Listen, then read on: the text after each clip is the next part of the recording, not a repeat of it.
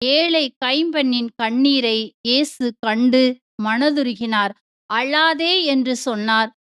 மரித்த வாலிபனை உயிரோடு எழுப்பினார். Praise the Lord. Praise the Lord. பிரியமானவர்களே, நம் ஆண்டவராகிய இயேசு கிறிஸ்து அன்பும் பரிவும் கொண்டவராக இருக்கின்றார்.